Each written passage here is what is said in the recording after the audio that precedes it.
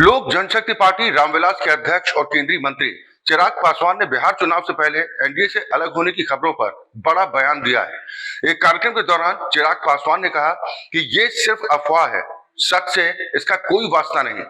चिराग पासवान ने दो टूक कहा कि मैंने कभी ऐसा बयान नहीं दिया, लेकिन कुछ लोग हैं जो हमें एनडीए से अलग करने की कोशिश कर रहे हैं। और इसके साथ ही चिराग पासवान ने कहा कि जब तक प्रधानमंत्री नरेंद्र मोदी हैं, ऐसी बात नहीं हो सकती। उन्होंने साफ कहा कि ये सिर्फ अफवाह है और सच से इसका कोई लेना देना नहीं।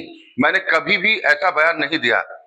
चिराग पासवान ने एनडीए से अलग होने की अटकलों को अब पूरी तरह से खारिज कर दिया है।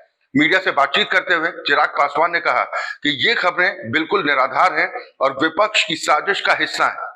चिराग पासवान ने स्पष्ट शब्दों में कह दिया कि जब तक प्रधानमंत्री नरेंद्र मोदी हैं, एनडीए से अलग होने का कोई सवाल नहीं उठता। मैंने कभी ऐसा बयान नहीं दिया और न ही ऐसा बयान देने का मेरा कोई इरादा है। चिराग ने आरोप लगाया कि कुछ राजनीतिक ताकतें उन्हें एनडीए से अलग करने की कोशिश कर रही हैं, क्योंकि विपक्ष जानता है कि जब तक एनडीए एकजुट है, सत्ता परिवर्तन असंभव है। इसके साथ ही चिराग पासवान ने कहा कि विपक्ष इसलिए झूठ फैलाता है कि जनता में भ्रम पैदा हो, लेकिन सच ये है कि गठबंधन पहले से ज्यादा मजबूत है। दरअसल एक निजी चैनल को दिए गए इंटरव्यू के बाद यह खबर फैल गई थी कि चिराग पासवान बिहार की सभी 243 विधानसभा सीटों पर अकेले चुनाव लड़ेंगे। इस खबर ने राजनीतिक हलकों में हलचल मचा दी थी। हालांकि चिराग ने इसे पूरी तरह से मन गढ़ंत बताते हुए कहा कि मैंने ऐसा कभी नहीं कहा।